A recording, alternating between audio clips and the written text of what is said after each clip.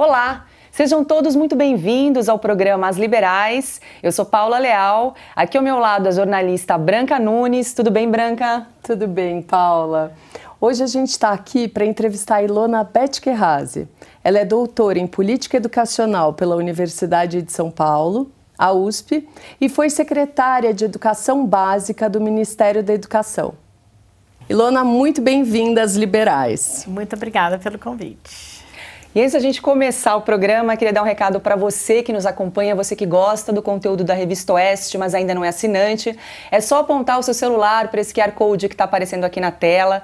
Com a assinatura você vai ter acesso a todo o conteúdo da Revista Oeste. Lembrando que a gente não aceita financiamento público, por isso a sua assinatura é muito importante para que a gente continue a produzir um conteúdo de qualidade e a exercer um jornalismo independente.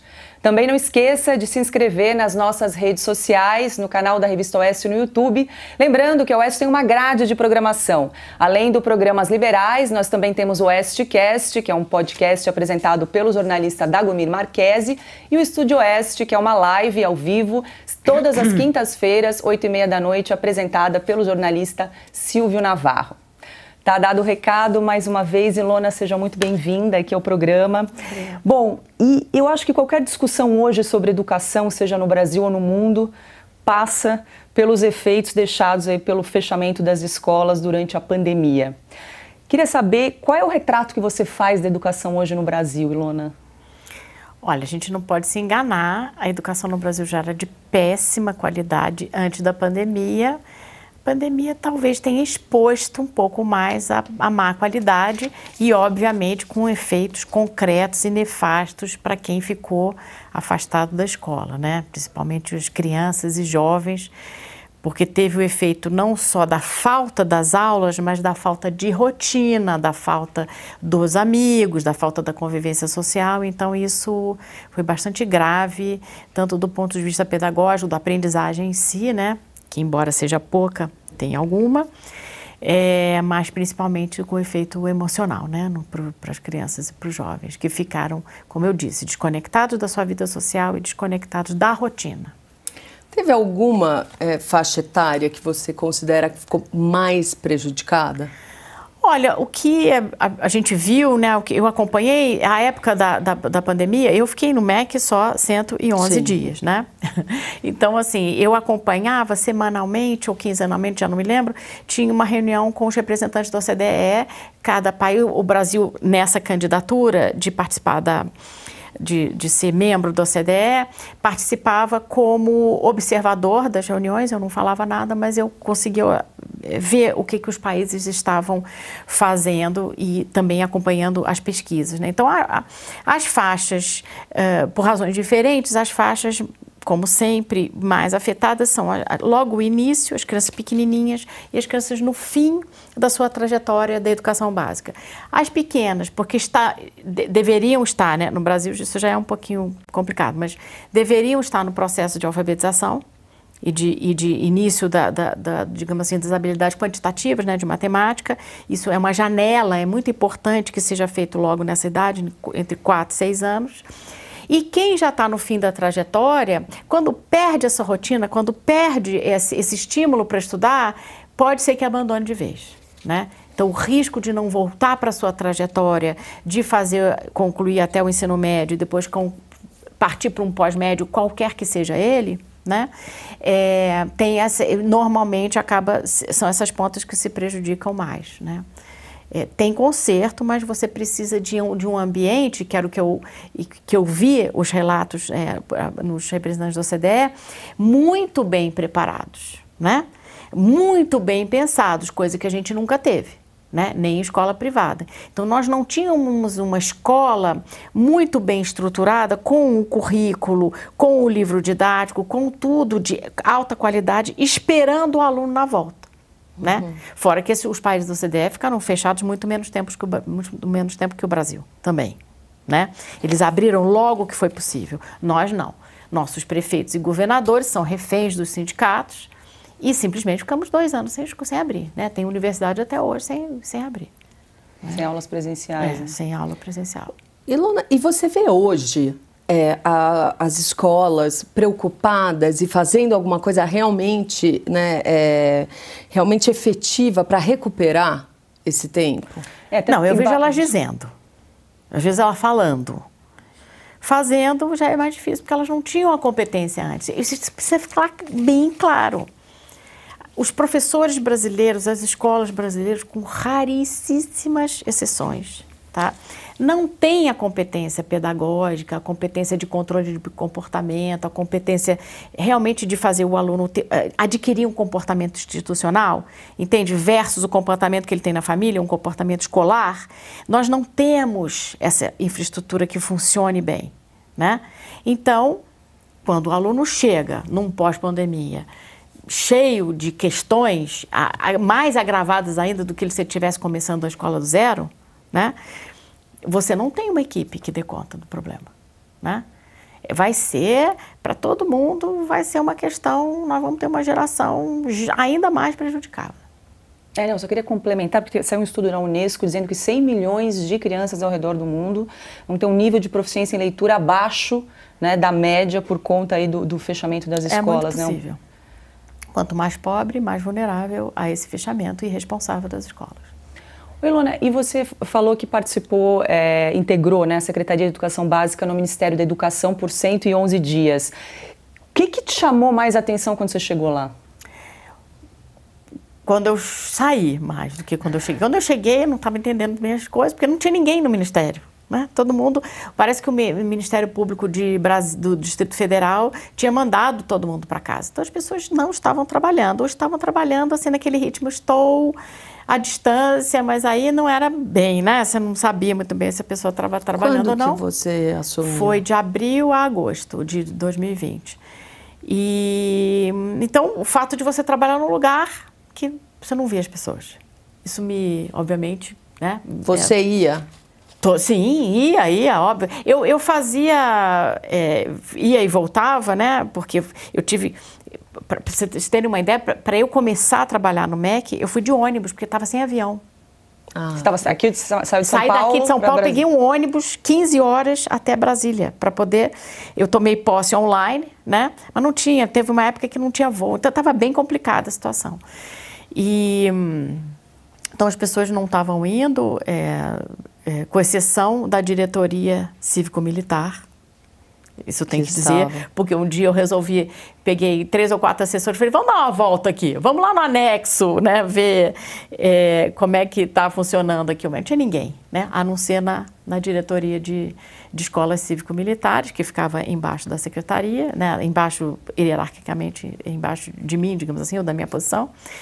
E então o fato de ter pouca gente e você não conseguir interagir com as pessoas, sabe, sentar numa sala, o que você está fazendo, não sei o que, isso aqui me fez uma certa falta. E de perceber na saída, né, entrei, fui convidada pelo Weintraub, era o Weintraub, depois teve o Decotelli, depois teve o Milton Ribeiro, né? Então, na trajetória, eu percebi que o MEC, que ficou debaixo ali do Bolsonaro, né, entre o início do governo de 2019 até aquela data, até entrar o Milton Ribeiro, que daí realmente teve uma troca real no MEC, né? Porque troca o ministro é uma coisa, trocar a diretoria executiva é outra. Estava na mão da oposição, né? Foi muito difícil para a gente trabalhar, muito difícil, questão de livro didático, que é essencial para a qualidade da educação.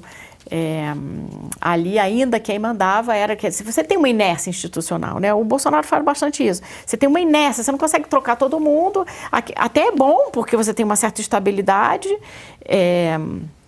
nos governos, né? Você tem aquelas equipes que estão ali trabalhando.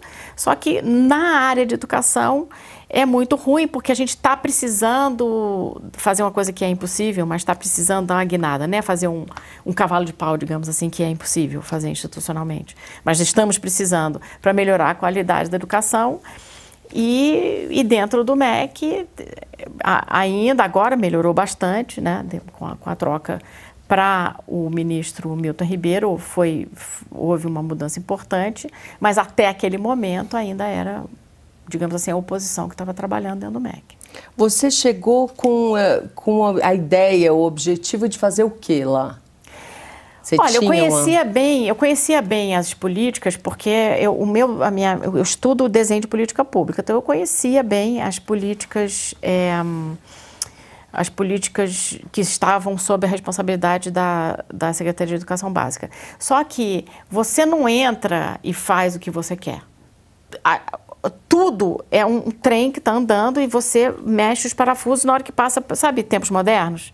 Você tem uma linha de produção e você consegue apertar os parafusos. Se você tem aquele tempo, se você tem a equipe, você aperta os parafusos. Eu consegui apertar alguns bons parafusos, mas você não entra, o secretário entra, ele vai mudar. Não vai mudar. Isso você já sabia pela tua experiência? Eu sabia, mas eu não sabia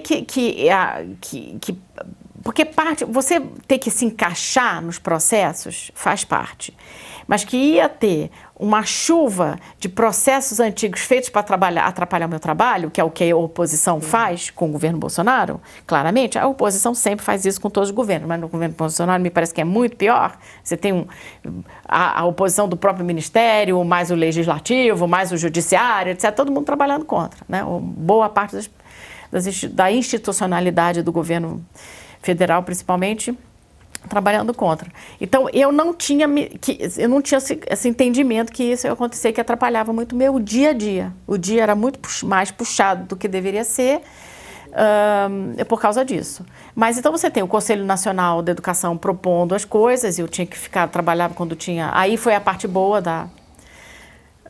de estar online, né? Porque eu conseguia estar no Ministério trabalhando com um ponto aqui com a reunião online do Conselho Nacional de Educação e peguei umas barbaridades, né? Que eu consegui reverter. Falei assim, olha, não sigam com isso dessa forma. Você lembra de alguma coisa assim? Eu lembro uma que foi agora vetada pelo Bolsonaro, que foi uma coisa supostamente chamada de pedagogia da alternância, que é você...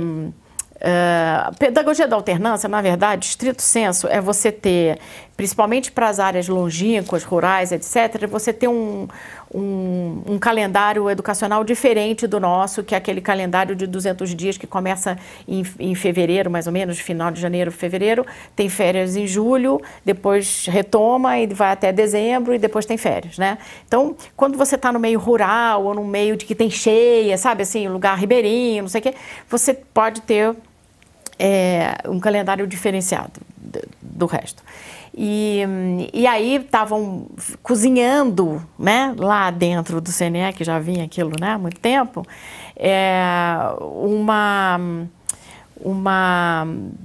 uma maneira de você fazer com que essas populações, quilombolas, indígenas principalmente, tivessem não só um calendário diferente, mas um currículo diferente. Tinham autonomia, tinham soberania curricular.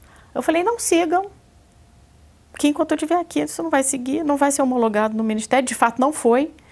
Então, seguiram, depois que eu saí, foi votado por maioria, né? E o Ministério não homologou e depois acho que teve também o Bolsonaro vetou, né? Aí teve um andamento lá que eu não segui nos detalhes. Então teve esse. E tinha uma também que era o pessoal que ao fazer uma proposição para moralizar, digamos assim, a educação bilíngue, queriam criar uma referência autóctone de línguas não nossa, né? Não brasileira. Quer dizer, existe um negócio no mundo que todo o mundo segue, chamado Quadro Europeu Comum de Referência, né? E os doutos que estavam ali no CNE, tratando do assunto do bilinguismo, queriam criar o próprio parâmetro brasileiro que só ia valer aqui, né? Então, o exame de Cambridge, por exemplo, já... Só para quem fosse fazer, entendeu? O exame de Cambridge é baseado nesse quadro. Então, isso também eu falei, pode parar. Um negócio desse não vai seguir, não tem cabimento uma coisa dessa. Visei o pessoal de escola bilíngue, olha, vamos lá, tem audiência pública, por favor, participem e deem os seus inputs, porque Não é possível um negócio desse, né? Então, o que tem de maluquice, de desestruturante, que daí eu, no meu quadro, digamos assim, ideológico, eu realmente não tenho como não atribuir ao que se chama de esquerda, né? Que é o quadro, a promoção permanente do caos, entendeu? Você promove permanentemente o caos para que as coisas não funcionem. Porque se você, na educação, você tem gente que sabe ler muito bem, que sabe interpretar texto muito bem, que sabe fazer cálculo muito bem, essas pessoas não são passadas para trás. Ou são muito menos passíveis de serem passadas para trás, né? Quando você promove o caos na educação, que é o que a esquerda faz sem parar, né? A educação não acontece, que é o que a gente vê, os alunos não sabem ler, não sabem escrever, não sabem fazer conta, né? Então, eles são uma massa de manobra permanente, né? Que não evolui de uma geração para outra, pelo contrário. Você falou que conseguiu apertar alguns parafusos ali nesse teu curto período de 111 dias na secretaria, né? O que de concreto deu para fazer ou para deixar aí de legado, Ilona? Olha, teve também, outra coisa também teve a ver com o CNE, foi a Política Nacional de Formação Continuada Docente, que era um assunto que eu vinha estudando há um tempão. Quando aquilo passou, eu falei, olha, a gente já tem o material pronto, vamos conversar, e o pessoal acabou aceitando. A gente falou assim, olha, vamos fazer um negócio bem feito, e estava pronto, né? Era um estudo que eu tinha feito com uma amiga minha, que à época era minha adjunta no MEC, e ficou do jeito que a gente quis, e ficou muito bem feito. Teve também, recuperar o orçamento da OBMEP. Liguei pro INPA, né, sei lá, para conversar, falei, olha, vamos começar a trabalhar, né? Quando eu cheguei, vamos começar a trabalhar, o que a gente pode fazer junto, vamos tentar fazer vamos dar um gás aqui no estudo da matemática. E aí, não sei se foi ele que me avisou, já não me lembro quando, né, porque você tem a negociação da lei de orçamento, ela corre ao longo do ano. E aí, eu acho que foi ele, que deve ter sido ele que me avisou que tinham cortado o orçamento do OBMEP, Olimpíada Brasileira de Matemática, que é para as escolas públicas. 19 milhões de alunos fazem essas provas. E são provas muito bem feitas. Feitas pelo INPA. O OBMEP é gerido pelo Instituto de Matemática Pura e Aplicada, que fica no Rio, né? E aí, isso tinha saído do orçamento. Eu falei, vamos botar de volta, não é possível. Recupera lá o orçamento do ano anterior, a mesma coisa, não vai aumentar, não vai diminuir, faz a mesma coisa. Nós precisamos ter o OBMEP, né? Não consegui mexer no livro didático. Quando eu cheguei lá, já estava o caos completo. O livro didático do ensino médio. O livro didático é um problema, né? E é muito difícil de você conseguir mudar isso. Você tem que ter gente que entenda muito do assunto. A gente conseguiu, a Secretaria de Educação Básica e a Secretaria de Alfabetização, a gente conseguiu fazer 2 editais que ficaram muito bons. Os livros da pré-escola que saíram desse primeiro edital que eu consegui participar, já estão no mercado, ficaram excepcionais, ficaram muito bons. E os de Fundi 1, não sei se ficaram tão bons, porque aí eu já não estava mais no MEC e não conseguia participar já tanto da supervisão ali da equipe, etc. E não tive tempo também de olhar, mas eu consegui, isso foi muito importante, ter feito esses 2 editais, porque o pedido, né, você com o edital, você formata o que as editoras têm que fazer.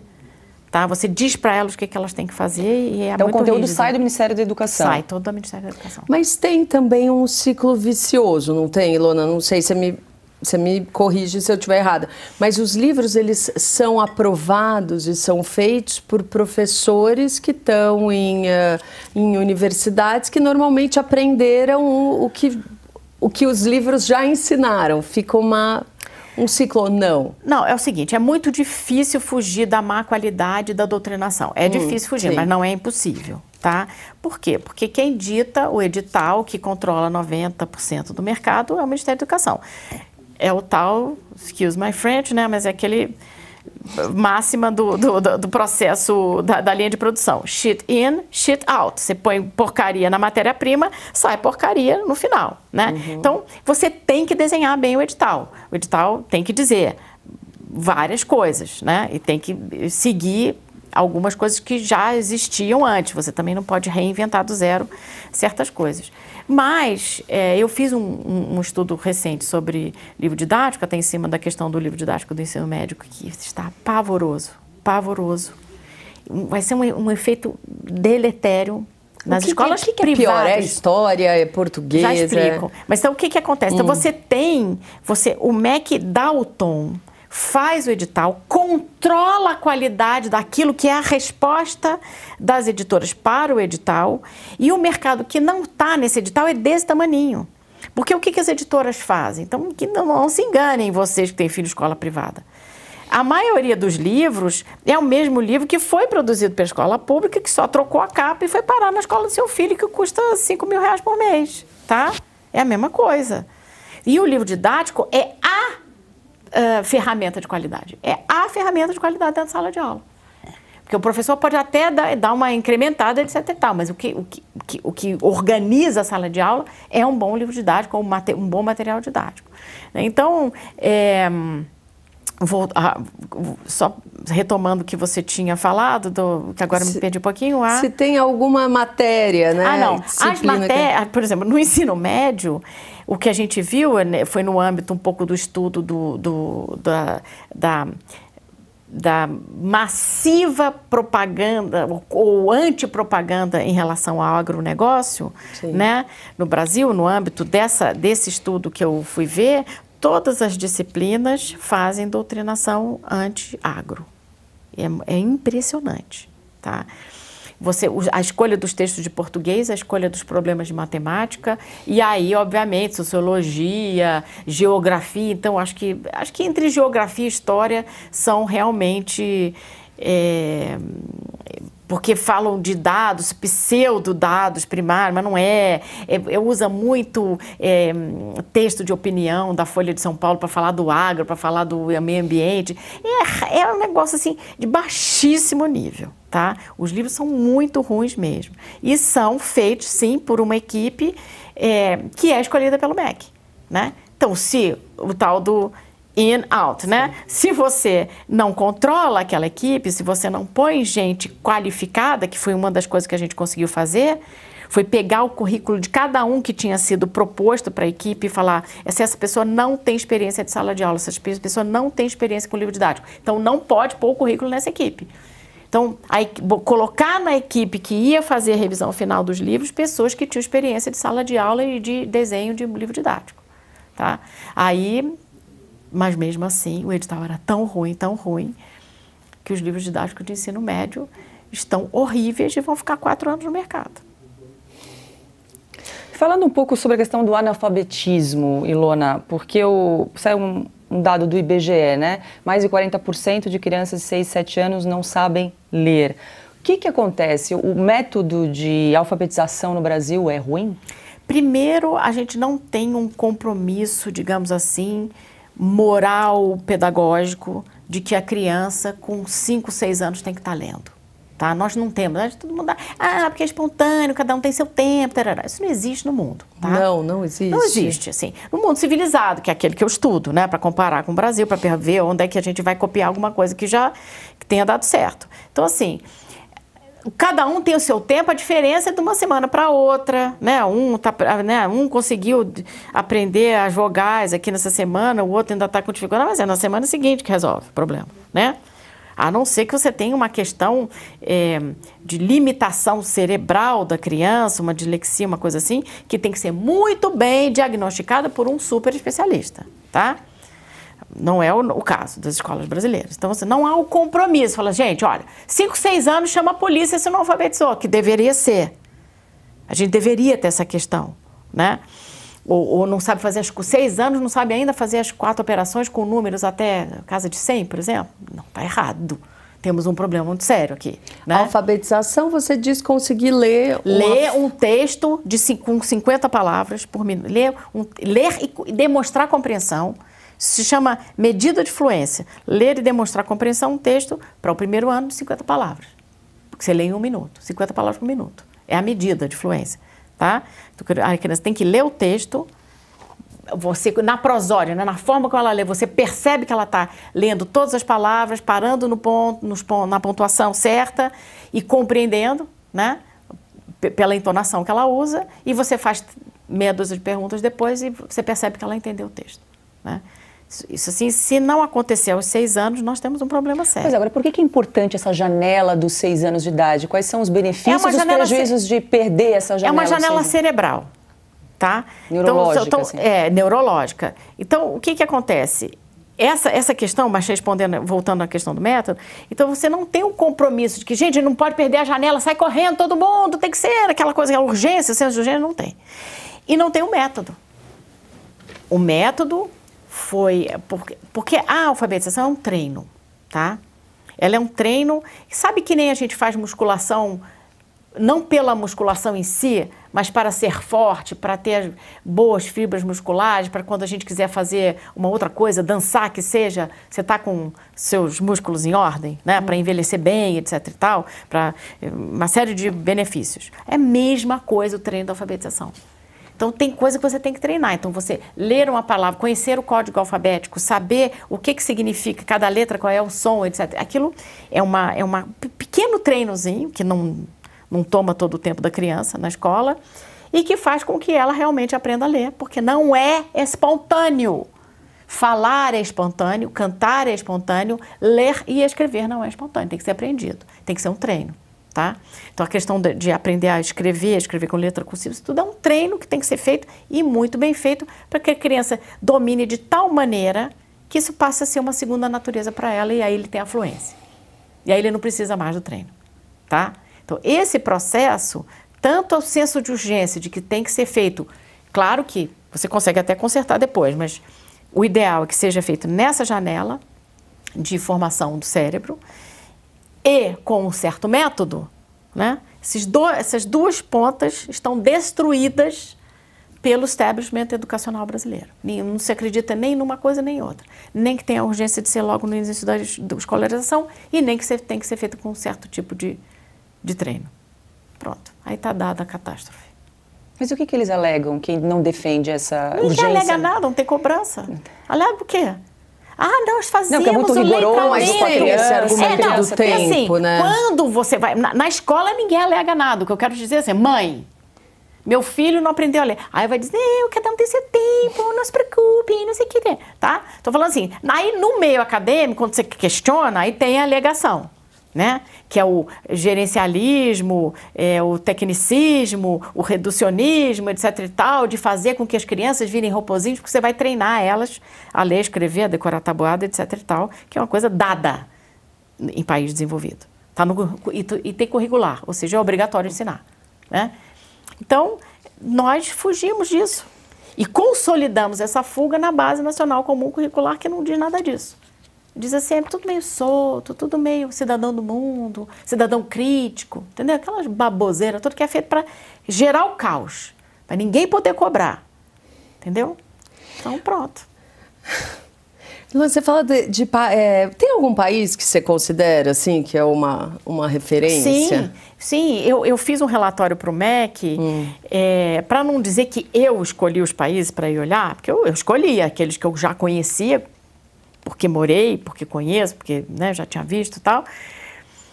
Falei assim, vou fazer uma seleção absolutamente estatística. São os países que têm o melhor desempenho nas provas internacionais, que são as provas do PISA, as provas do PILS e do TIMSS, que são provas que os países civilizados, né, desenvolvidos, fazem de compreensão leitora, matemática e ciências no 4º ano e no 8º, que precedem o PISA e são até muito mais difíceis que o PISA, e uma prova latino-americana que a Unesco aplica aqui na América Latina, né?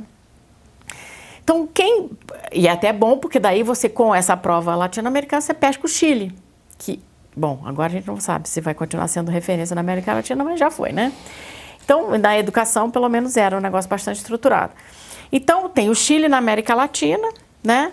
Aí você tem países anglo-saxões, por exemplo, como a Inglaterra, a Irlanda, países da Oceania, como a Nova Zelândia, a Austrália, o Canadá, e os Estados Unidos, ele acabou não saindo, pelo que eu me lembro, acho que ele ficou de fora, porque o desempenho médio dos alunos dos Estados Unidos é muito baixo, né? Comparado com a OCDE toda, os Estados Unidos é baixo.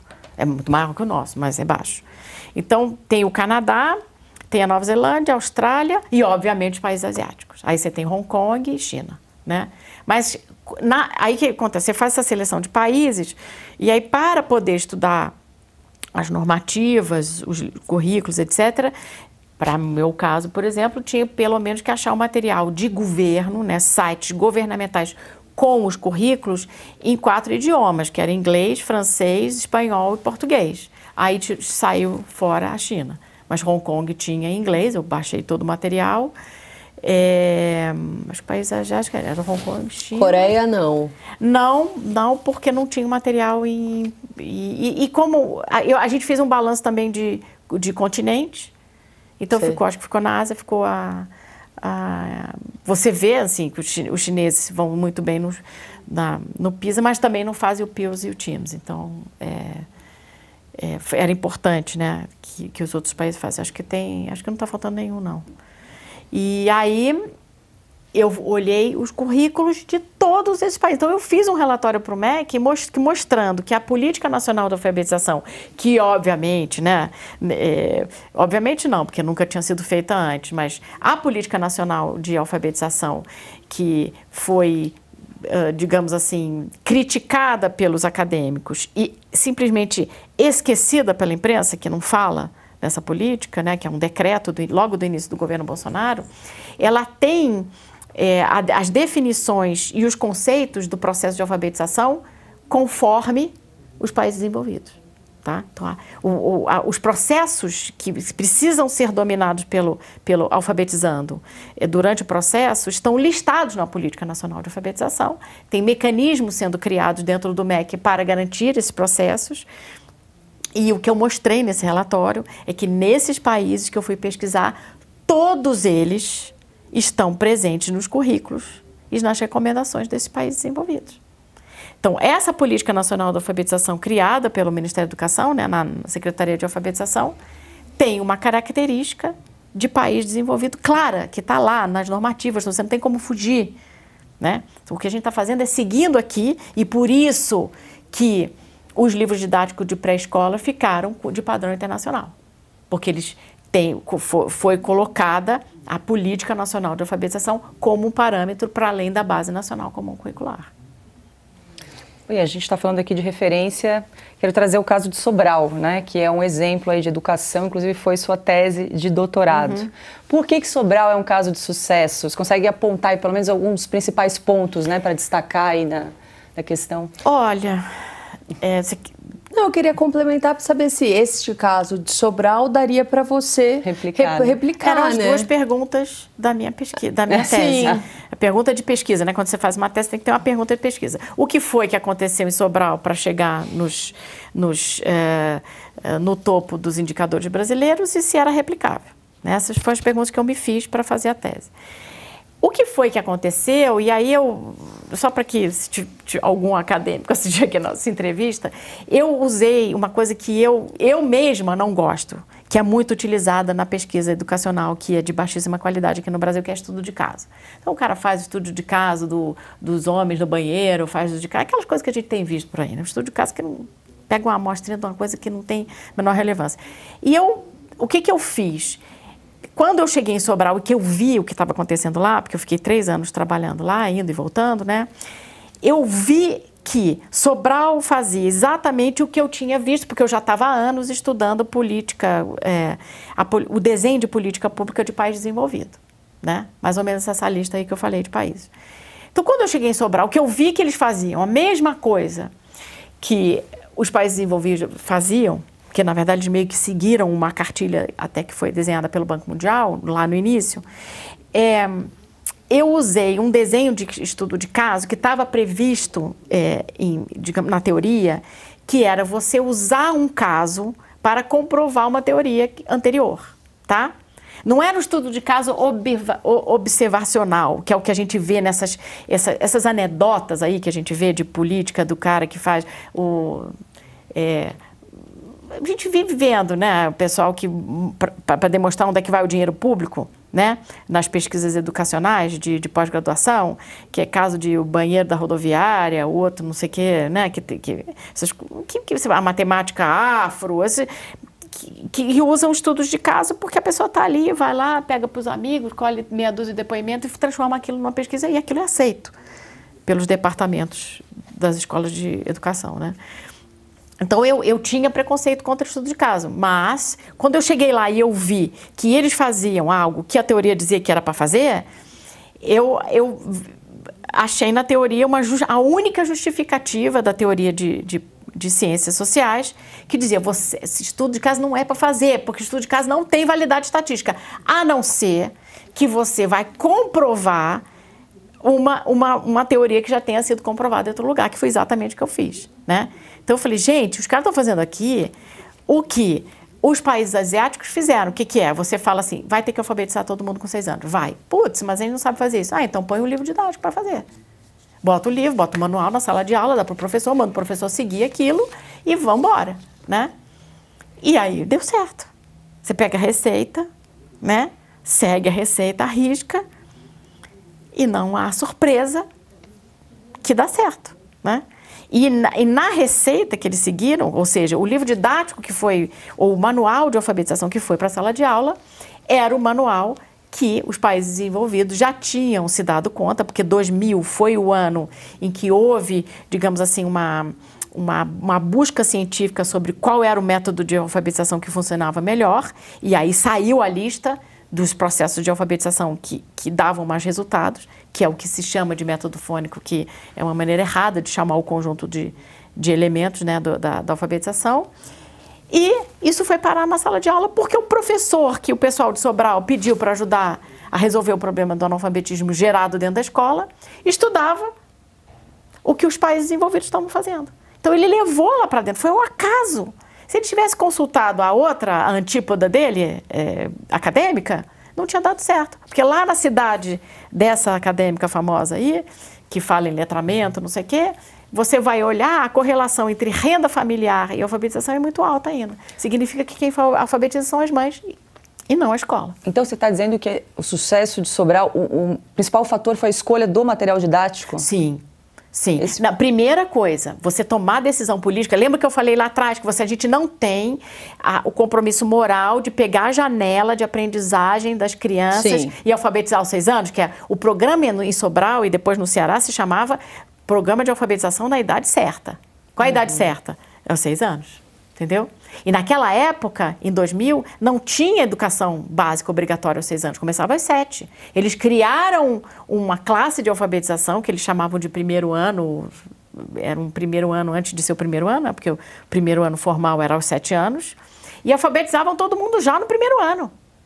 Esse é que é o sucesso de Sobral, utilizando os componentes fônicos, o treino primeiro conhecer o alfabeto, né?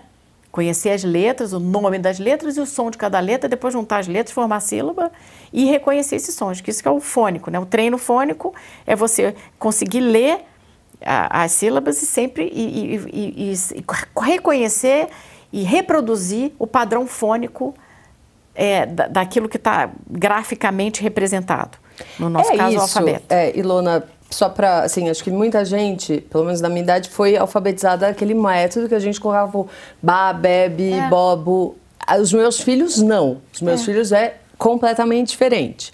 O que é esse, o método fônico que funciona, é esse, o Bá, Bebe, Bobo. Da correspondência entre o que está registrado graficamente. Pensa o seguinte, na China você usa ideograma. O ideograma funciona às vezes até como uma frase. Então não funciona o fônico. Sim. Você tem que decorar todos os significados daquele ideograma. É diferente. A gente pega letrinhas, junta e essas letrinhas formam aquilo tudo que a gente conhece como palavras e depois frases, depois parágrafos, depois livro ou texto, né? Então, essas casinhas, né, esses componentezinhos que a gente vai montando para montar o significado é o código alfabético. Com o código alfabético, você monta pedacinhos de palavras. Por exemplo, na língua inglesa, os pedacinhos de palavras, às vezes saem com um som, às vezes saem com outro som. Então, o treino fônico para quem é usuário da língua inglesa, é muito mais demorado do que para a língua portuguesa, que é muito mais regular. A gente tem pequenas variações, tipo o S, às vezes tem som de Z e tal, né? Então, aí acaba sendo um detalhe ortográfico para quem usa a língua portuguesa. Mas, de maneira geral, basta você conhecer o alfabeto, o nome das letras e o som mais típico de cada letra, que você consegue bater o olho numa palavra e ler, né? E isso vai se transformando. Depois, uma outra coisa que o aluno aprende, ou deveria aprender, são os prefixos e os sufixos, porque ele começa a só bater o olho numa palavra, tipo, descongelado. Aí o aluno já sabe, congelado, descongelado, né? Então, o des, ele sabe que é uma coisa que nega o que vem depois, né? Então, isso tudo vai dando rapidez para o aluno, para quando ele lê, ele adquirir a fluência. Aí ele lê rápido, quando ele chega, depois que ele lê o parágrafo inteiro, ele não esqueceu o que está no começo. Porque se ele tem que decodificar cada uma, ele não consegue formar o sentido no cérebro dele. Quando ele chega no final do parágrafo, você pergunta, então, sei lá, o que a Mariazinha disse para o Joãozinho? Já esqueceu. Porque ele ficou preocupado, ele gastou o tempo dele decodificando as palavras. Mesma coisa da tabuada. Por que está no currículo da maioria dos países desenvolvidos que tem que decorar a palavra, a tabuada, entre os 6 e 7 anos, pelo menos até o 10, depois até os 12, né? Para quando o menino precisar recuperar aquela informação, ela vem rápido. Você lê o problema, você já tem uma ideia mais ou menos de que contas você vai fazer, né? E você faz parte daquelas contas de cabeça. Então, quando você acaba de ler o problema, você mais ou menos já sabe qual é a solução. Se você vai ficar, não, pera, então, 7 vezes 8, ai meu Deus, você já não respondeu. Já se perdeu, né? Então, é esse treino que é importante para você responder rapidamente. Volto à questão músculo, né? Ai, meu Deus do céu, vem ali uma pessoa querendo tomar meu celular, vou correr. Rapidez nas pernas para correr, né?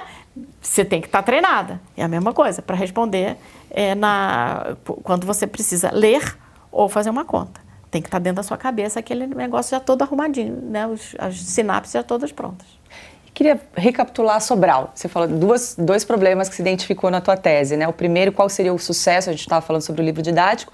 E a outra seria como replicar o modelo, se é possível, né? Replicar, escalar. Então, a questão foi até engraçada. Vou contar um pouquinho daqui da minha banca, né?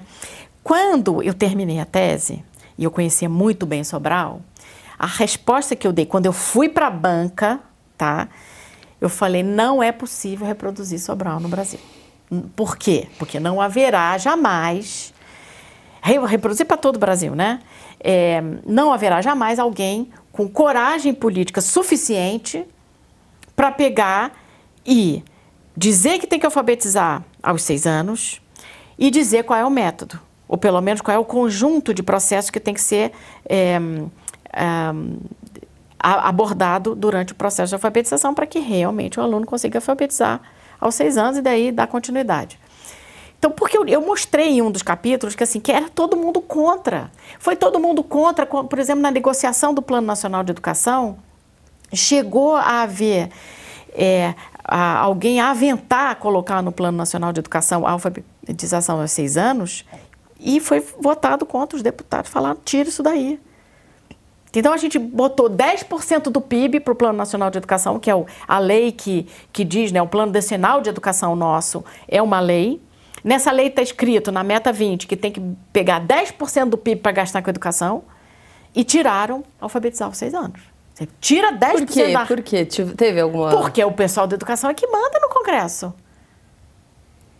Você bota isso na lei, danou-se, todo mundo vai cobrar, né?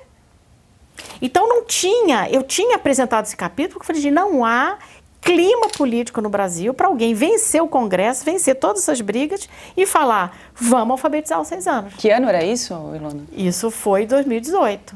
Bom, aí o Bolsonaro foi eleito em 2019, e eu não conhecia o secretário de alfabetização nem nada. Quando eu vi a Política Nacional de Educação, que falava prioridade para alfabetizar aos 6 anos, com essa lista, falei, putz, Porque o que tinha acontecido na minha tese? A pessoa mais sênior da minha banca falou, Ilona, você não pode falar que não. Depende. Porque se mudarem as condições políticas, muda o que você está dizendo aí. Você fala assim, não vai reproduzir Sobral, porque não tem ninguém com coragem política para fazer as brigas, para brigar as brigas necessárias para que a alfabetização aconteça. Mas e se aparecer alguém? Então você não pode usar, você vai ter que reescrever a sua conclusão. E eu reescrevi a minha conclusão. Depende, né? Mas não deu outra. Aí chegou, o Bolsonaro foi eleito, não sei o quê, tudo bem, teve lá as infelicidades nas escolhas dos ministros. Mas o secretário de alfabetização foi o mesmo, desde que começou o governo. E ele tinha muita experiência com alfabetização, porque ele era diretor de escola, né? Ele tinha sido diretor de escola para criança pequena, com absoluto sucesso no processo de alfabetização. E ele fez uma política muito clara, muito bem desenhada. Quando eu li, eu falei, pronto, pimba. Ainda bem que eu escrevi, ainda bem que a banca mandou eu reescrever minha tese, porque senão ela ia perder completamente a validade. Mas ele sendo assim, tendo essa cabeça, né, ele não foi suficiente. Não é suficiente, por quê? Porque os entes subnacionais, ou seja, os estados e os municípios têm total autonomia para fazer o que eles quiserem. Eles podem não acatar? Podem.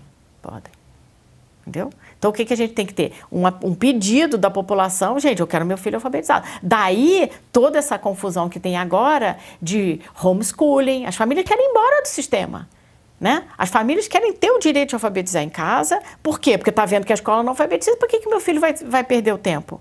E quando a gente olha os números de renda e alfabetização, ou renda e desempenho, a correlação é perfeita, a não ser no Ceará, em Sobral, né, e alguns municípios do Ceará. A correlação é praticamente perfeita entre renda. Quanto maior a renda, mais alfabetizado está. Quem é que alfabetiza, a escola ou a mãe? É óbvio que o efeito da escola é muito menor, porque senão a pessoa era pobre. Se ela é pobre e está alfabetizada, provavelmente foi a escola, porque se ela é pobre é porque a mãe provavelmente não sabe ler, ou só tem até o primário, ou não tem tempo, né, está trabalhando, etc e tal. Né, porque digamos assim, os parâmetros de nível socioeconômico são muito claros, né? Então, a probabilidade de um aluno de baixa renda aprender a ler é muito menor do que um de alta renda, né? Até porque a mãe compra material, o material todo que você compra, até banca de jornal hoje em dia, é muito correlacionado com material didático, aquelas coisinhas que tem a galinha pintadinha, não sei o que lá, mas tem lá caça-palavra, negócio para você passar escrever com a caneta por cima do tracejado. Isso tudo é coisa de material didático que está lá no edital que a gente fez. Entendeu? Ler a letra, achar a abelha, a amarelo, né? Então, separar a primeira letra da palavra e desenhar e não sei o quê, pintar. Isso tudo está nos caderninhos que a gente acha em banca de jornal. Quem tem dinheiro para comprar esse tipo de coisa, a pessoa muito pobre não tem dinheiro para comprar esse tipo de coisa. Então, o que acontece? As famílias vão ter que cobrar, né? Como está agora, surgiu em São Paulo esse movimento de desestatizar a educação.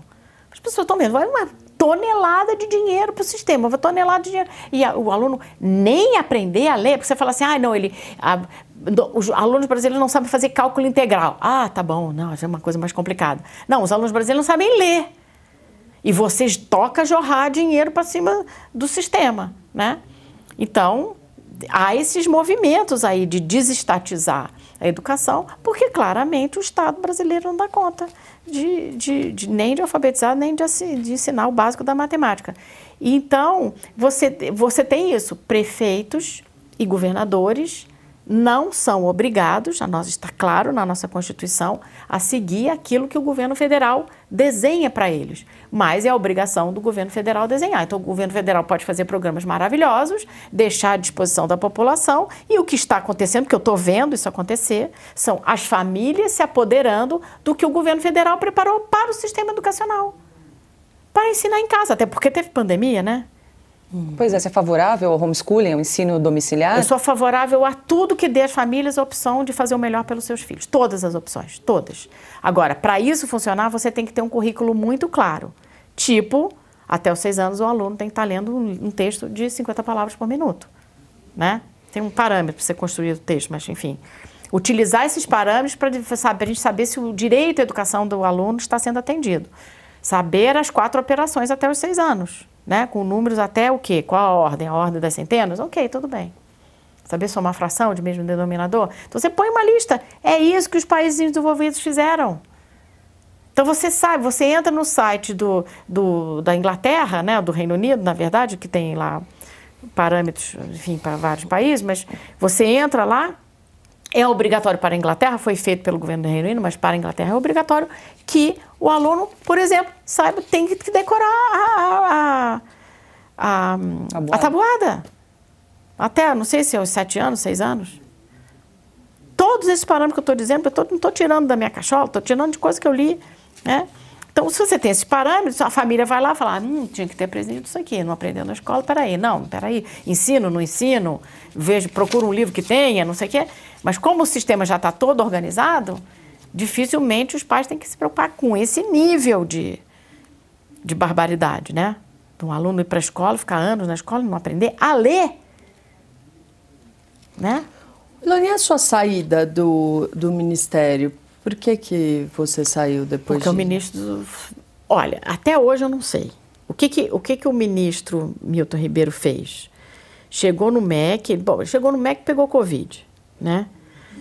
Eu achei que foi até estranho, assim, porque assim, a chegada dele no MEC foi revestida de uma certa pompa que eu achei que não tinha nada que ver com a pandemia, né? Trouxe a família toda, fez uma sessão lá no Palácio do Planalto. O Bolsonaro estava com Covid na época, teve que fazer uma sessão com o ministro de um lado, o Bolsonaro numa outra sala. Foi um negócio assim que eu falei, pô, que coisa esquisita, né?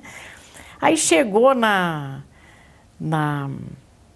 no MEC, a gente mandou recado, secretários, me aguardem, que eu vou fazer uma posse no Ministério também. Depois da gente assistir no Ministério, ele fazia a posse dele lá no Palácio, né?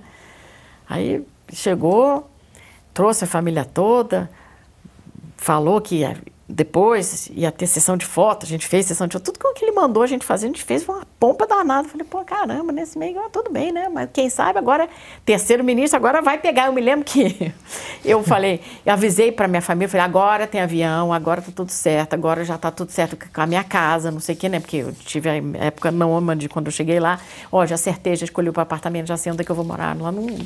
Tava tudo certo. Aí peguei, mandei a mala, enchi o armário, falei, não volto mais para casa. Quem quiser me ver agora, tem que vir para Brasília. Aí o ministro chegou, fez essa pompa toda. No dia seguinte ele teve uma reunião, pegou Covid, ficou 15 dias fora. Quando ele voltou, ele me demitiu. Por que ele me demitiu? Não sei. Não foi com a minha cara, na sessão de foto. Alguém mandou ele me demitir, que é a hipótese mais... digamos assim, que faz mais sentido na minha cabeça. E ele fez uma coisa ainda melhor, que foi me demitir pelo Twitter, né? Então, eu achei, assim, tudo muito estranho. E depois ele até me pediu desculpa, mas, assim, foi muito estranho, né? Agora, o tempo todo, e eu quero dizer uma coisa muito clara, eu não acho que o Milton Ribeiro tenha feito nenhuma irregularidade no MEC, não, tá? Porque aquele sistema lá de repasse de dinheiro para estado e município é bastante bem controlado. Se tem alguém roubando, é lá na ponta. É quem recebe o dinheiro, não quem manda. É muito difícil, né? Mas, enfim, eu não acredito, não estou falando isso, mas o que eu estou falando é o seguinte, estou contando aqui como as coisas se passaram. Então, ele me demitiu pelo Twitter, eu acho que alguém falou para ele, demite essa Ilona aí por alguma razão. Aí eu quero explicar o que podem ter sido as razões. Claro que ainda tem, como eu falei, né, resquício de gente estranha. Cada vez mais, né, à medida que o governo vai andando, você vai achando as pessoas estranhas que estão no ministério, vai tirando. Tá? Mas não é fácil, né? Ainda mais quando teve tanta estabilidade no ministério. Então, o meu comportamento era deixar extremamente claro coisas que eu não ia fazer de jeito nenhum. Então, por exemplo, que eu era contra o negócio de fazer ensino à distância completamente, que o ensino à distância na educação básica eu acho que é só um complemento, não é o core, é o complemento, entendeu? Não é, a sala de aula não pode ser substituída por ensino à distância, de jeito nenhum. A gente viu na pandemia, né? Eu acho que agora ficou claro, né? Você pode ter, sim, uma consulta, procurar um filme para complementar, tarará, mas não pode ser substituído. Eu deixei isso sempre muito claro e havia um zoom naquela esplanada de que o próximo, depois do Covidão, era o tabletão, né? Era mandar tablet para todo mundo. Que eu acho que acabou não acontecendo, mas a moda ficou ali, né? O povo ficou falando desse assunto. Então, eu sempre me pus contra. Falei, enquanto eu fosse a secretária, eu não vou dar apoio nenhum para essas porcarias. E eu sempre falei, e eu como não é uma coisa assim, eu não fui para lá porque eu preciso, né? Eu queria ajudar o governo, eu quero ajudar o Brasil, acho muito importante, é uma posição importante, etc. Tem que ter uma pessoa que saiba o que está fazendo lá, mas não é do ponto de vista de emprego para mim, tipo, vou fazer qualquer coisa para ficar aqui? De jeito nenhum, né? Então eu sempre deixei isso claro. Então, se tinha, né, da parte de alguém que eu nem acho que seja do ministro, mas de alguém que estivesse ali circulando e que a gente não sabe quem é, porque eu não sei quem foi que conversou com ele, né?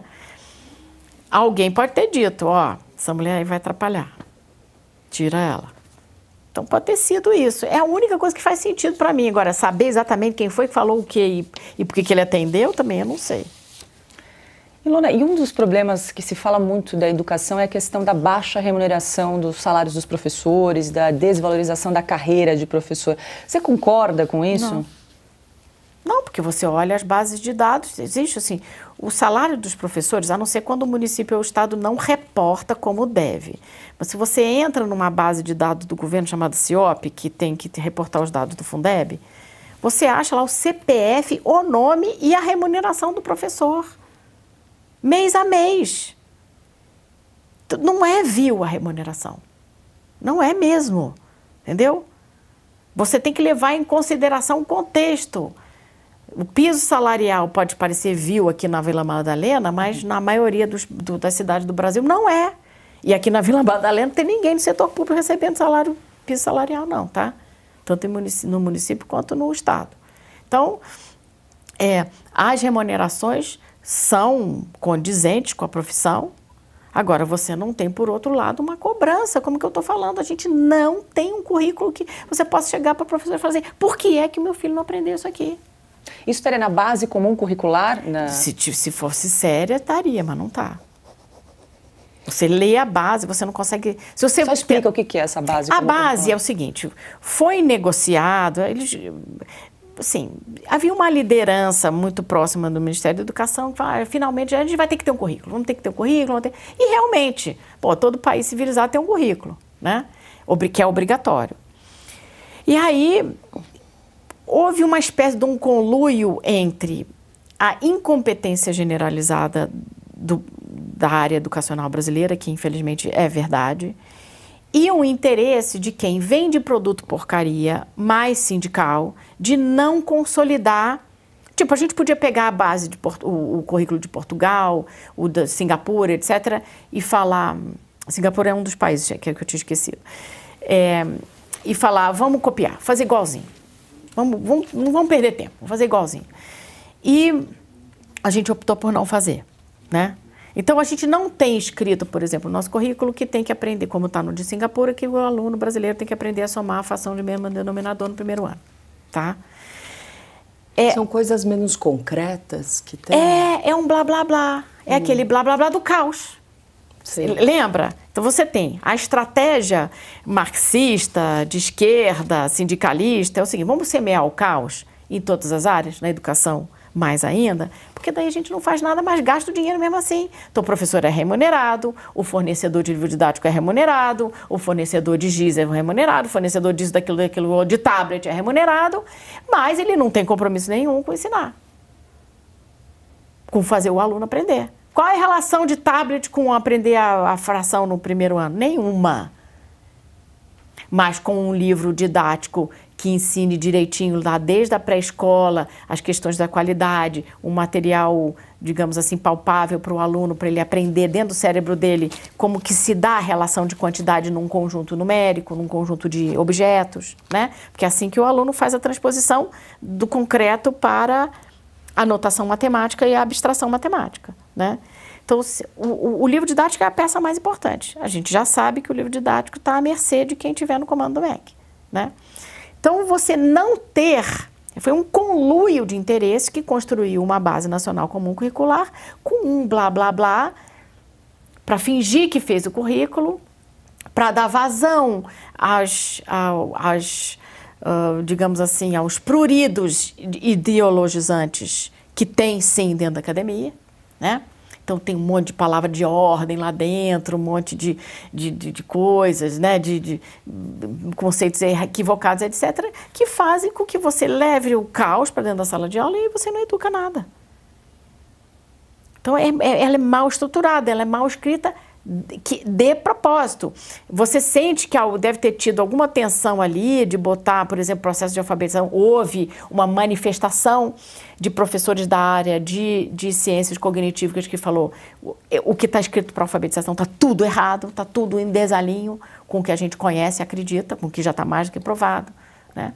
Então, eu fui uma das pessoas que fez uma revisão técnica de pedaços da base e falei, está tudo errado também. Né? Não publica, o ensino médio eu falei, não publica. Ensino médio não dá para publicar, é uma vergonha alheia. Havia o interesse do ministro que estava lá à época, eu quero botar o meu nome na base. Então, era tudo, as vaidades, o interesse dos fornecedores, o interesse do establishment educacional, dos fomentadores do caos marxista dentro da sala de aula, tudo. Juntou todo esse povo que estava no poder, falou, ó, vamos fazer aí um negócio que cabe, fica bom para todo mundo aí. Só que como documento é uma barbaridade. Então, nesse engajamento político, ele acontece no interior, na capital, na escola pública, privada, tudo? Todo lugar. Tem uma secretária de um município enorme do estado de São Paulo, rico, me contando. Ela falou, Ilona, pelo amor de Deus, vem aqui me ajudar. E eu falei, eu não tenho tempo, não consigo. E ela me relatando o que acontece no dia a dia.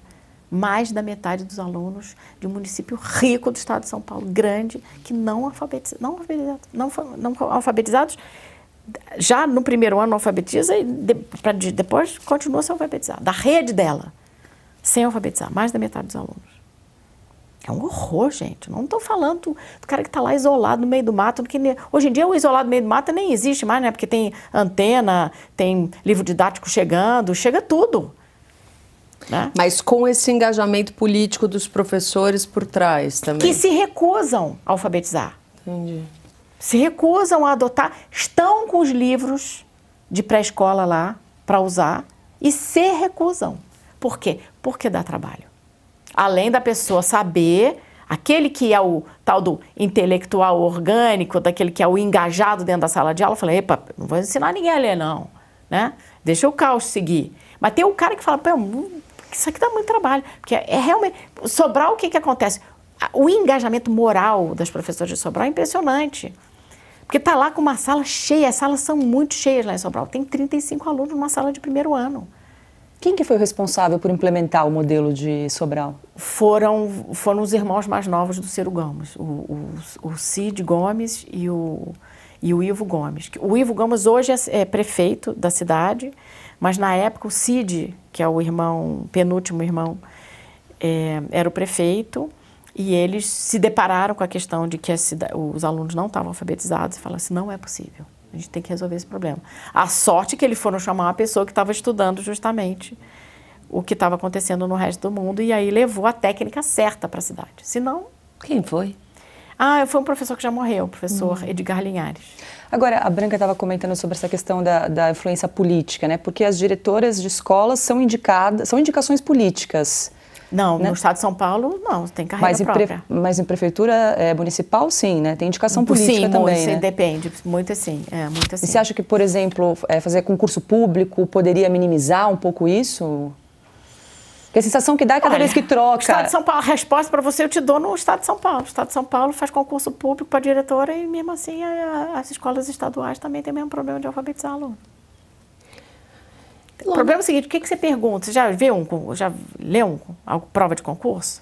Dá, assim, não tem uma pergunta sobre método de alfabetização. Não tem uma pergunta técnica, as perguntas são todas ideológicas. Você entende? O concurso já seleciona pela ideologia. Então, a resposta não está no concurso, em quem você põe para a sala de aula. Sobral tem um desenho de seleção de um diretor muito bem feito. Faz concurso também, mas tem um estágio probatório sério. O professor ele é avaliado o tempo todo. São 3 anos de estágio probatório com avaliação de frequência, de cordialidade, de adequação do perfil pessoal à posição. É muito sério. É completamente diferente do que é feito aqui no estado de São Paulo, por exemplo. E, pelo menos na pandemia, né, Ilona, o que a gente percebeu é que os sindicatos de professores, por exemplo, eles não queriam voltar às aulas, né? Eu também, se eu estivesse em casa ganhando sem trabalhar, não ia querer voltar. Uai, gente, vai achar o quê? Que só porque é professor tem uma aura moral acima do mortal médio? É o seguinte, era assim, era isso. Estavam recebendo sem trabalhar, não queriam voltar para o trabalho. E aí toda desculpa, toda narrativa vale. Ah, não tem máscara, ah, não tem EPI, não ah, tem não vacina. tem álcool, ah, não tem vacina, ah, não tem não sei o quê, entendeu? Eu faço parte de um grupo chamado Escolas Abertas e o embate com o sindicato foi até engraçado, né? Porque assim, era ridículo, as professoras se recusando. Porque nós utilizamos, né, as mães das escolas, pela primeira vez que eu saiba, utilizamos os mesmos recursos dos sindicatos. Alugamos carro de som, ia para a porta da secretaria, ia para a porta da casa do secretário de saúde, às 9 horas da noite. Nunca vi tanto carro de polícia na minha vida, né? Para a gente com os filhos na porta da casa do secretário, para o secretário liberar as escolas cercadas pela polícia. E começou a mudar depois do que o Escolas Abertas pegou essa briga, né? Sim, esse que é o problema. Não há representação séria, né, realmente poderosa de pais. Porque o dia que os pais forem poderosos na sociedade brasileira, e é por isso que a pandemia alertou uma parte dos pais. Os pais começaram a ver livro didático, começaram a achar muito estranho porque as escolas não abriam. Então, há no Brasil hoje uns movimentos de pais que estão procurando se fortalecer, né? Escolas Abertas é um, as Agros é do outro. Toda hora alguém entra em contato comigo, né, querendo falar sobre o assunto e tal. Então, você vê que no Brasil todo há esse movimento. E aí fortaleceu o movimento do homeschooling e o movimento da desestatização das escolas. Porque as famílias falam, porra, e até para a escola privada. As escolas privadas estão meio tomando um susto, porque assim, não, peraí um minutinho, se você não ensina meu filho a ler, que foi o que aconteceu de cara na pandemia, né?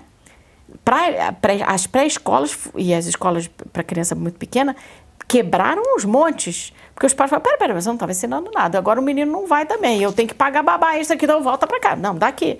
Tira o menino da escola, acabou. Tirou a matrícula. Os mais velhos é que os pais, com medo de depois não ter lugar para voltar, é que mantiveram as matrículas, né? Mas para criança pequena, que você sabe que tem bastante aí opção, ou que você pode devolver o aluno para a escola já alfabetizado e a escola tem que aceitar, tiraram os alunos das escolas. E é esse movimento que agora a gente está vendo, né? Nada mais natural, é uma reação natural. O professor que estava ganhando sem trabalhar quer ficar em casa e a família fala, você vai ficar em casa? Então também não te pago o seu salário. Acabou-se. E esse é o movimento. Agora vamos ver como é que vai ser, né? Precisamos de um legislativo muito bem escolhido pela população para votar aí a lei de homeschooling e a questão da desestatização da educação no Brasil. Bom, a gente está chegando ao final aqui do programa, acho que dá, de repente, mais uma rodada. Eu queria saber, Ilona, você fala muito, né, que o prazer da leitura, ele precisa ser muito estimulado. Eu queria que você falasse um pouco para os pais, assim, se tem alguma forma de você estimular isso, né, e alguns livros que são peça-chave, assim. Olha, eu estou fazendo exatamente um estudo sobre isso agora, tá? Eu resolvi começar pelos livros brasileiros, fiz um recorte muito específico. Estou lendo ou relendo obras que já estão em domínio público de livros brasileiros, de autores brasileiros. Os livros que eu li quando eu estava na escola, ou livros, por exemplo, peguei um montão de livros do Machado de Assis, José de Alencar. Aí eu fiquei pensando assim, gente, quando eu li alguns desses livros, que eu não li todos, mas li um ou outro livro e tal, eu achei a maior chatice, né? Porque eu não tinha vocabulário, porque não tinha ninguém para discutir. Então, se você lê um livro e não tem com quem conversar sobre o livro, perde um pouco a graça, né? Relendo ou lendo esses livros, gente, esses autores brasileiros são tão geniais. Os livros são tão maravilhosos. Eu não consigo parar de ler. Eu só fico pensando na hora que eu vou voltar para casa para retomar. Por exemplo, agora eu estou lendo Lucília, que eu nunca tinha lido. É um livro maravilhoso, é um livro até não tão apropriado para a escola, porque é um livro da história de uma prostituta, né? Então, tem até questões eróticas, assim, no livro. Mas que delícia de livro, porque você está dentro da cabeça dos personagens. Os livros, Machado de Assis realmente era um gênio, mas o José de Alencar também, e vários outros. Então, tem livros brasileiros maravilhosos. Leiam com seus filhos. Eu fiz isso, por exemplo, lá em casa, com a minha filha, eu lia junto com ela desde pequena. Ela adora ler, continua lendo. Para as meninas é mais fácil que para os meninos. Mas porque também, na nossa sociedade, é muito mais fácil um pai jogar futebol com o filho e o laço emocional se dá pelo futebol, pelo esporte, etc., do que um pai que senta com o filho para ler um livro. Por exemplo, um dos livros que eu reli agora, que é uma delícia, e é curtinho, bom para ler para o Fundi 1, por exemplo, é A Ilha Perdida. Eu não vou lembrar o nome da autora, mas é muito conhecido esse livro. Nem sei se está em domínio público. O livro é uma delícia, é uma aventura de dois meninos que se metem numa confusão, vão para uma ilha no meio do rio... ali do Vale do Paraíba, né? Porque é em Taubaté, ali naquela região.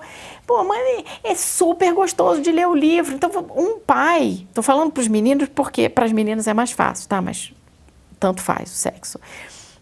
Um pai, principalmente, né? Mas o pai e a mãe, ou a família ler junto e todo mundo comentar, ou você fazer um clubinho de leitura que deveria ser na escola, né? Mas, infelizmente, não é.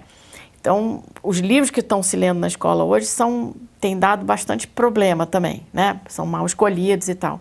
Então, o livro é para você ter aquele prazer de ler, de imaginar a cena, como é que você acha que era isso, aquilo outro, e discutir, etc e tal. Então, eu acho que os livros são muito mal trabalhados no Brasil, que faz parte desse caos, né? Porque já que o menino não aprendeu a ler, como é que ele vai ler um livro, nem que seja A Ilha Perdida, que é um livro facílimo de ler, que dirá Machado de Assis com aquele vocabulário todo rebuscado, né? Mas eu acho que deveria ser recuperado. As escolas deveriam fazer clubes de livro, clubes de leitura, e também naquilo que é o curricular, o que deveria ser, né? Como eu já disse, não tem currículo no Brasil, a gente deveria ter um sistema de leitura ultra bem estruturado. Então você vai ler um livro, você tem que fazer um mapa dos personagens. O que são esses personagens? Qual é a relação que um tem com o outro, né? Porque que um é importante para o outro, é antagonista, é protagonista, é o que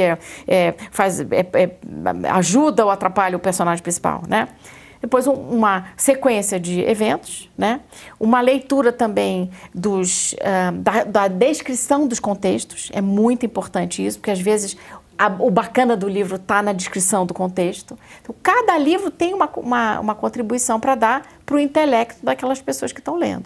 E você poder discutir o livro e cada um... mas eu achei que ele estava falando isso. Não, mas eu não acho, né? Eu chorei muito nesse determinado pedaço. Não, eu achei muito chata essa cena, né? Então, isso é a delícia do livro, né? Que a gente deveria aproveitar e não aproveita, porque nossas escolas deixaram de ser centros, né, instituições em que a gente vai para realmente aprender de uma maneira organizada, tranquila, a ler, a matemática principalmente, né, a ler no sentido mecânico, né, aprender a decodificar aquilo que está em qualquer texto e também a apreciar a literatura, né? Então nós abandonamos isso. É possível recuperar, mas eu não vejo, a não ser por este movimento de paz que eu estou observando, porque são essas as pessoas que estão me demandando e comentando o quanto faz falta esse tipo de ação de literatura, ou reclamando dos livros absurdos que algumas escolas escolhem, né? São esses grupos que eu vejo se movimentar para recuperar. Eu não vejo um movimento da academia, eu não vejo um movimento assim de governo subnacional, olha, vamos fazer com que as pessoas leiam mais e aproveitem os livros e tirem aquilo de bom que a literatura, principalmente brasileira, que eu acho que precisa ser valorizada, tem para dar. É a Maria José Dupré, né? Maria José Dupré. Ilha Perdida. Bom, a gente está chegando aqui ao fim do programa. Só porque a gente começou o programa falando sobre os efeitos da pandemia, né, Ilona? Se você fosse hoje ministra da Educação, qual seria o primeiro problema que frente você atacaria para tentar minimizar esses prejuízos que foram deixados aí para a pandemia? Você até falou de uma geração perdida, assim, né? Que olha, o Ministério já fez um programa de recuperação de aprendizagem muito bem desenhado. É uma política nacional de recuperação de aprendizagem. Pelo desenho da política, você faz o decreto com o desenho da política e começa a implementar os componentes dessa política, né? Então, o componente de avaliação e de formação docente já foi feito, ou pelo menos parte dele já foi feito, já foi apresentado, achei de ótima qualidade. Então, sei lá, talvez se eu fosse ministro ia sair por aí, agora está proibido, né? Por causa do período eleitoral, mas eu sairia indo visitar escolas e sala de aula com essa política muito bem desenhada lá dentro, falando, gente, vamos lá, vamos implementar, né? E fazer com que as pessoas realmente voltem a se engajar ou passem a se engajar com o ambiente escolar de uma maneira que há muito tempo a gente não vê no Brasil. Tá certo. Ilona, muito obrigada pela participação aqui, foi uma aula aqui de educação. Bom, e a gente está chegando ao fim do nosso programa. Ilona, muito obrigada pela sua participação aqui conosco. Obrigada, Ilona.